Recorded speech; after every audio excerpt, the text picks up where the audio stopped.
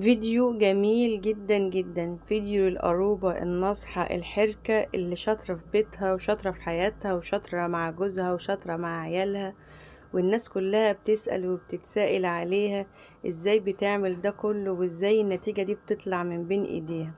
الفيديو ده فيه حاجات كتير وحاجات جديدة وحاجات مختلفة، فرجاء وطلب منكم نسمع الفيديو للآخر ونعمل اشتراك ونعمل لايك ونعمل كومنت حلو عسل وزي السكر زيكم كده بالظبط. اشكال كتير، حاجات كتير. اللي عاوز تعمل عزومة هتبدأ ازاي، هتبدأ منين، ايه اللي المفروض ينعمل قبل ما نبدأ في الاكل اصلا. كل حاجة معانا ان شاء الله في الفيديو ده للاخر، العزايم واسرارها واصنافها وحاجات كتير جدا جدا جدا جدا. فقبل ما نبدأ الكلام نصلي على النبي عليه الصلاة والسلام. ألف صلاة وسلام عليك يا رسول الله، اللهم صل وسلم وزد وبارك على سيدنا محمد وعلى آله وصحبه. شفتوا الجمال والروعة والطبيعة اللي شفتوها من شوية دي؟ حاجة ما فيش بعد كده. ريحة المية دي ريحة فوق الوصف، المية اللي شفتوها من شوية دي وصوت المية وخروشة المية دي حاجة جميلة جدا جدا جدا جدا جدا. بعد طبعا بقى ما نصحى من النوم كده ونصلي، ولو هنقرأ حاجة من القرآن ونفطر، نبدأ ان احنا نعمل بقى فنجان قهوة كده بقى لزوم الروقان، فيصحصحنا ونعرف نعمل الحاجة بروقان ويكون بالنا رايق ونكون مصحصحين، عشان لا ننسى نحط شوية ملح ولا نزود الملح مرتين، ولا التوابل ننسى نحطها، ولا نسيب البوتاجاز والع وننساه والع، ولا نحط الحلة من غير ما نولع البوتاجاز. ودي كلها حاجات خطر جدا في يوم يكون في عزومة لناس بتحبيهم وناس عزاز عليكي ونفسك ان الحاجة تكون كويسة وتكون محترمة، طالما ان انت تعبتي وطالما ان انت صرفتي فلازم الحاجة تطلع على قد ما تعبتي وعلى قد ما صرفتي. ويطلع حب الحاجة وانت بتعملي الحاجة بمحبة، يطلع الحب ده فيها. فطبعا بعد ما شربنا كده فنجان القهوة طبعا مش هنقوم بقى نخش على الاكل، لا طبعا في حاجات كتير لازم نعملها قبل ما نبدأ العزومة. زي ايه؟ زي طبعا المكان اللي هيقعدوا فيه، اللي يعني المكان اللي المعازيم بتوعك هيقعدوا فيه، حتى لو هم اخواتك او قرايبك او باباك او مامتك، المكان ده اهم حاجة انه يتنضف، المكان اللي هيقعدوا فيه. تاني حاجة نملى المية، نملى مية ساقعة كده ونحط فيها شوية تلج ونركنها على جنب. تالت حاجة وهو الحمام، عشان طبعا بعد ما بياكلوا بيخشوا يغسلوا ايديهم وينشفوا ايديهم بفوطة نظيفة. دي الفوطة اللي كانت على الباب لا هشيلها واحط واحدة تانية نظيفة. وطبق الفاكهة اللي حضراتكم شفتوه حطيت الفاكهة شوية في المية بخل، وبعد كده بدأت ان انا امسك الفاكهة اغسلها كويس، وبعد ما غسلتها كويس مسكتها كلها نشفتها، فتلاقي الفاكهة بتلمع ونضيفة ويتاكل على طول، حاجة كده مفيش بعد كده. طب هتبوظ من الحر ده وهي محطوطة على على الترابيزة لحد طبعا وقت العزومة؟ لا مش هتلحق تبوظ، وبعدين احنا فردينها مش حاطينها على بعضها، فهتبقى كويسة جدا. وكمان ساعة ما تيجي تجهزي الاكل مش هتتلخمي في انك حطيتي فاكهة او ما حطيتيش، او هتسيبي مثلا ضيوفك قاعدين بعد الاكل وتقومي لسه تغسلي الفاكهة وتعمليها. لا الحاجات دي بتعمليها من الاول، بتعمليها من قبل ما تبدأي بان انت اصلا تقفي على البوتاجاز، ان ما دام وقفتي على البوتاجاز هيجي كذا حاجة تانية تخص الاكل في دماغك، فهتنسي طبعا ان كنت هتجهزي فاكهة، ان كنت هتجهزي عصير، ان كنت هتجهزي ساقع. احنا جبنا ساقع حطيناه في التلاجة، والفاكهة زي ما حضراتكم ما شفتوا حطيناها في الصالة، والمكان اللي هيقعدوا فيه اتمسح واتنفض واتلمع زي ما حضراتكم ما شفتوا برضو الشاشة وهي بتتلمع. والحمام انغسل غسلة نظيفة وريحة حلوة ومعطرنا كمان، حاجة ما فيش بعد كده. حطيتي ريحة حلوة وانت لسه هتطبخي؟ اه، وهرجع بعد ما اخلص احط تاني ريحة حلوة تاني. طب ليه ده كله؟ عشان انت اصلا هتبقي شم الريحة، فهتبقى ظابطة معاكي قوي وانت بتعملي الاكل، انك تعملي الاكل باهتمام وان انت كمان تكوني مبسوطة. الريحة الحلوة هتساعدك على ان انت تكوني مبسوطة وانت بتعملي الاكل، مش ان انت زهقانة، خصوصا ان احنا في الحر، وخصوصا كمان ان الجو دلوقتي رطوبته عالية جدا وهتقفي على البوتاجاز كمان، فالدنيا ايه؟ لا احنا نحاول ان احنا نعمل كل حاجة تبسطنا واحنا واقفين بنعمل الاكل. ما شاء الله، اللهم بارك، اللهم صل وسلم على سيدنا محمد وعلى اله وصحبه. اللي حطيتها معاكم في الاول خالص سمنه، وزيت، وبدأت ان انا احط البصل مفروم من الكبة زي ما حضراتكم ما شايفين، واشوح فيه شوية. وده لبن عندي كان متلج، حطيته ان هو يغلي علشان اعمل البشاميل واعمل حاجة انا محتاجاها من اللبن. طب دي مرقة حطت لها توم، وحطت لها قرنفل، وحطت لها جزر، وحطت لها حبهان. الحبهان بقيت بفتحه كده واحطه علشان الخلاصة بتاع الحبهان تطلع. وبدأت ان انا انزل بالفراخ بتاعتي او باللحوم بتاعتي او بالبط بتاعي في قلب المية. طب المية دي كمان فيها بصل مفروم زي ما فرمت للتقلية بالظبط، واخدة منه بصل مفروم. طب ليه بصل مفروم برضو مش بصلة سليمة؟ ممكن تعملي كده، ممكن تعملي كده، بس البصل المفروم بيدي طعم احلى، وفي الشكل وفي النهاية بيدي طعم جميل جدا ولون كده حلو. ما تيجي تحمري او ان انت تيجي مثلا تحطي عليها صلصة، بيدي لون حلو، بيخدم معاكي في اللون، لونها جميل جدا جدا جدا. وهناك كده على البوتاجاز زي ما انت ما شايفه، ما هو انت لازم عشان تعملي عزومه يبقى ده منظر البوتاجاز، العين دي شغاله والعين دي شغاله والعين دي شغاله، والا هتقعدي طول النهار. يا اما تعملي قبلها بيوم. جبنا دي مطرح دي ودي مطرح دي هنحطها تقريبا، هسلق فيها الكرنب دلوقتي. ودي جرجرتها اليمه دي كده اللي هي فيها الصلصه عشان اجهز لمحشي الكرنب. احسن حاجه كل الناس بتحبها طبعا، وكل الناس بتعمل المحاشي في العزومات. بس طبعا احنا مش معانا المحاشي بس النهارده، احنا معانا كذا صنف. باذن الله هيعجبكم جدا، وباذن الله هننول اعجابكم، ونصلي ونسلم على سيدنا محمد عليه الصلاه والسلام. القرآن وبعد اشتغل الأذان ما وهرجع خلص أسجل نرجع معاكم. لكم تاني في كل روقان وكل نشاط وكل حيوية وكل تشجيع. واشجعكم كلكم واقومكم كلكم واصحيكم كلكم، قوموا يلا تنشطوا وتشجعوا. كل واحدة تشوف ايه اللي وراها، وكل واحدة تهتم ببيتها، وكل واحدة تشوف اكلها وشربها، وما تخليش اي حد يعدل عليها. وهنا الخلطة بتاعة المحشي كانت خلصت، ما بقاش ناقصها بس غير الخضرة. وعد المرقة زي ما حضراتكم ما شايفين. اما لو حضراتكم موجودين كنت هتشوفوا الريحة اللي طالعة، ريحة جميلة بشكل مش معقول. اللهم صل وسلم وبارك على سيدنا محمد وعلى اله وصحبه. ما شاء الله ما شاء الله ما شاء الله، اللهم بارك، الله اكبر. شوية اكل كانوا زي الفل، ما كانش فيه اي حاجة فيهم ناقصة تكة واحدة، كانش فيه غير سنة ملح صغيرة كده للمرقة بس. لكن اكتر من كده ما كانش فيه، ده للامانة بكلمكم للامانة. طبعا فرمنا بصل تاني وعملنا بصل تاني علشان نبدأ في تعصيج اللحمة. انا هعصج اللحمة عشان عندنا صينيتين محتاجين لحمة، فهنعصج معانا كيلو من اللحمة. حاجة بقى كده ما اقولكوش عليها. شوفوا بقى المرقة عملت ازاي، بصوا المادة اللي على جنب دي حاجة بقى تعرفك ان الفراخ نفسها اصلا كانت حلوة وكانت زي الفل. من اللون، من اللون. ومعلقتين الصلصة يا جماعة اللي بيتحطوا على المرقة بتاعت الفراخ، بيظبطوها قوي قوي قوي قوي قوي، وبيخلوا لونها جميل قوي برضو مع البصلة المفرومة، بيبقوا في حاجة تانية خالص. هنا بقى حطينا اللحمة، وبعد ما حطينا اللحمة بدأت انا اصبر عليها شوية لما بدأت انها تتفك كده، وبعد كده نزلنا عليها بمعلقة توم مفروم.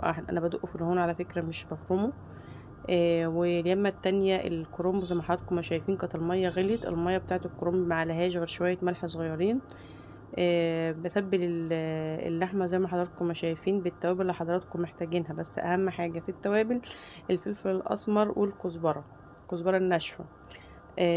عايزين تزودوا بقى هنحط مثلا جنزبيل، هنحط قرفة، هنحط جوز الطيب.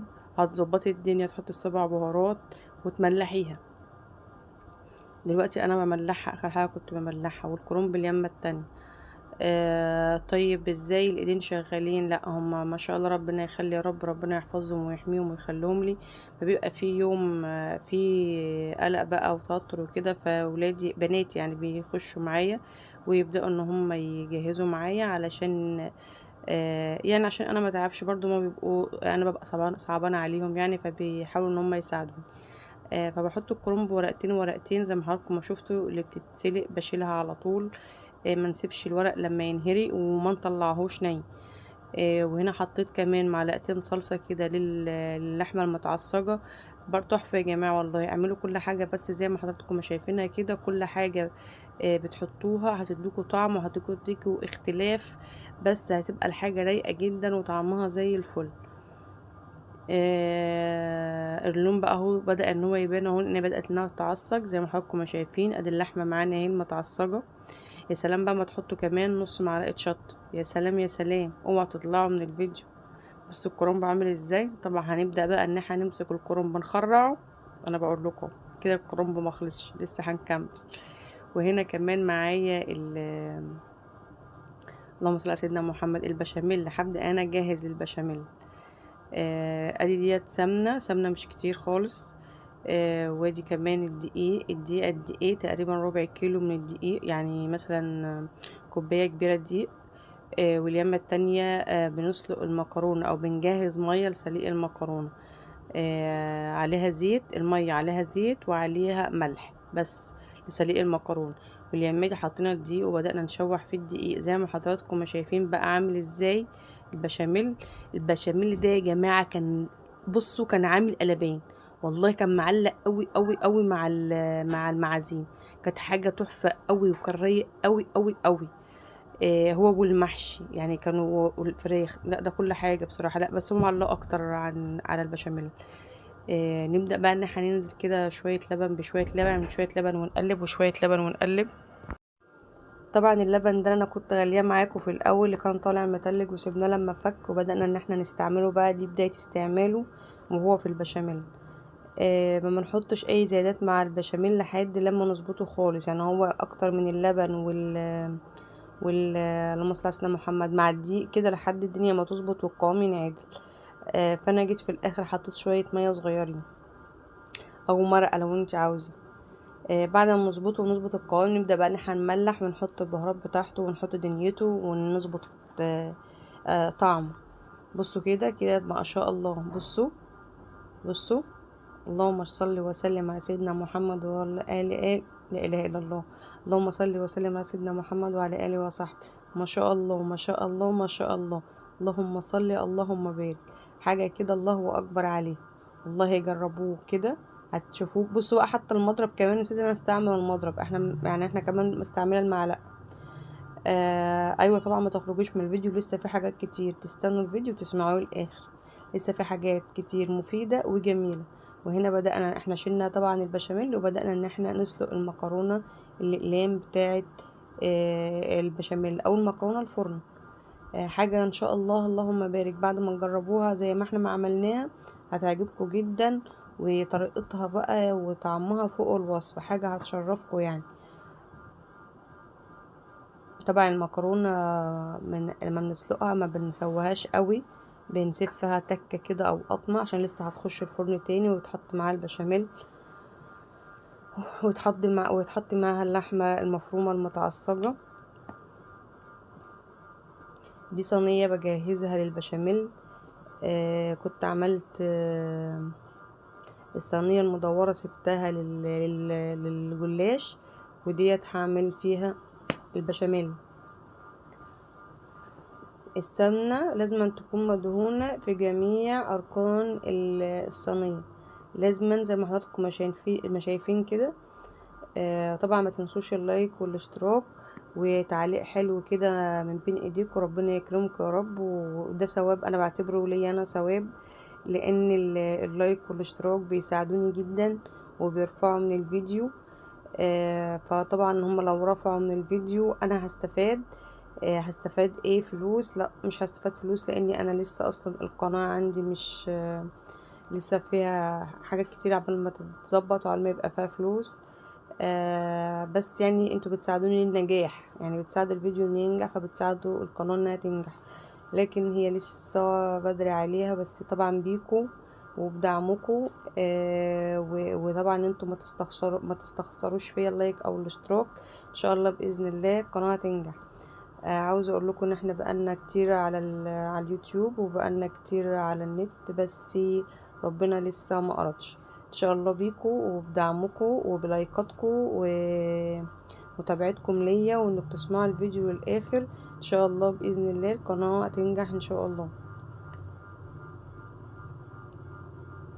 اللهم امين يا رب. ما شاء الله اللهم بارك. شفتوا بقى البشاميل؟ الجبنه دي جبنه موتزاريلا بدل البيض يعني. طب هي كانت سايحة قوي ليه كده؟ لان انا اصلا عندي الشقة ولع فرن، ومع شغل البوتاجاز بتبقى الشقة ما اقولكيش عليها، يعني مش قادرة اوصفلك، لدرجة ان الجبنة ساحت وهي في قلب كيسها، حتى حطيتها في الفريزر تاني ما رجعتش زي ما كانت. وخلصت المكرونه ودخلتها الفرن. طب والفرن الاخر هيولع في قلب الشقه؟ لا، في الحاله دي بقى وفي الوقت ده بولع الفرن اللي على السطح، لان لو ولعت فرن الشقه احنا هنكرش من الشقه بسبب الولع اللي فيها بكيفنا يعني.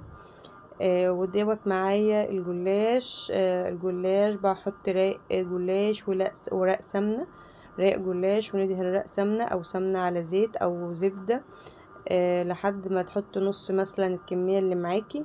وبعد كده تبدأ انك تحطي اللحمة المتعصجة، متعصجة تعصيجة مظبوطة، لان الطعم كله بيبقى طعم العصاج دوت.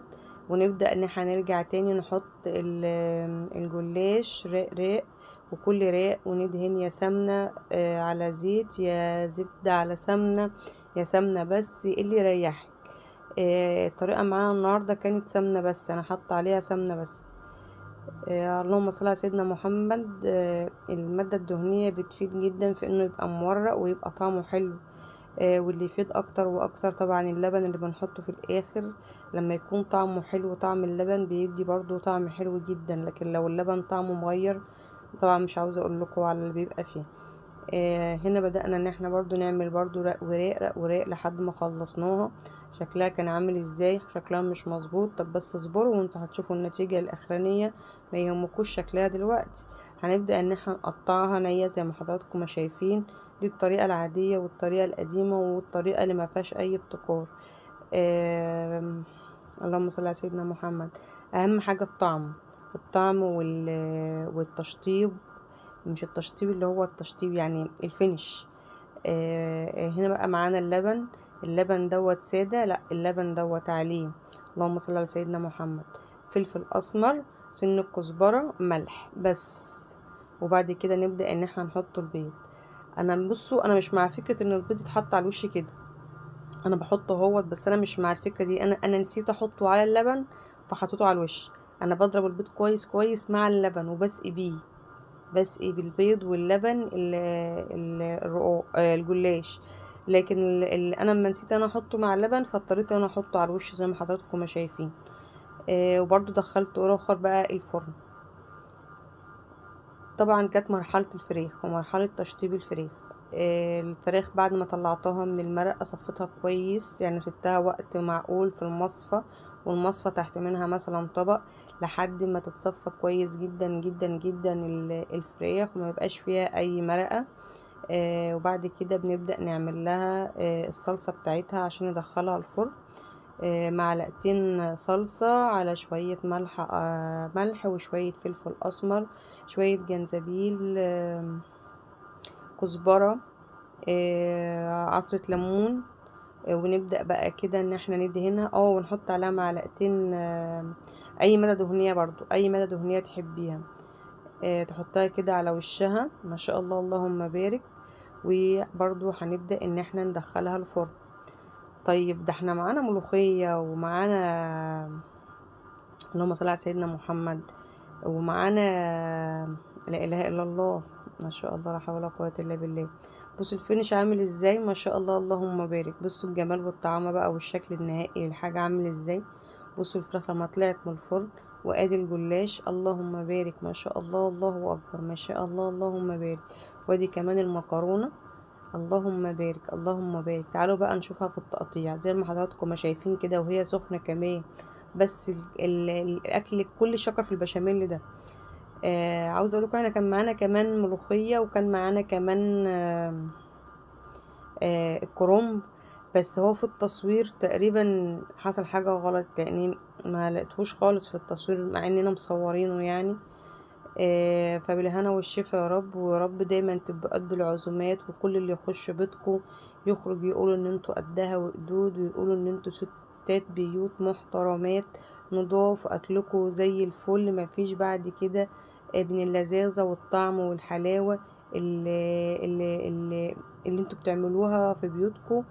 ادي معايا كمان المحشي اهو بعد ما استوى، والملوخية بعد ما انعملت، لكن مرحلة لف المحشي ما جاتش.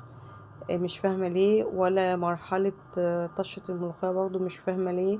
هو اكيد في حاجة في الكاميرا وانا ما اكتشفتش الا متأخر طبعا، ما اكتشفتش اصلا لما جيت امنتج الفيديو. فانا ما خدتش بالي خالص ان في حاجة كانت مفقودة. فبالهنا والشفا، ويا رب لو وصلتوا معايا لحد هنا تقولولي انتوا منين، ويا ريت لو حابين انتوا تبعتولي اي قصة او اي حاجة ناخد رأي بعض فيها او ناخد رأي الجمهور فيها. تبعتولي وانا هحطلكوا رقم موبايل تبعتوا عليه واتس، ونبدأ ان احنا نتكلم مع بعض، واي حاجة او اي قصة او اي حوار مثلا مضايقكوا او كده ناخد رأي الجمهور فيه بدون اسماء طبعا. لو حابين بأسماء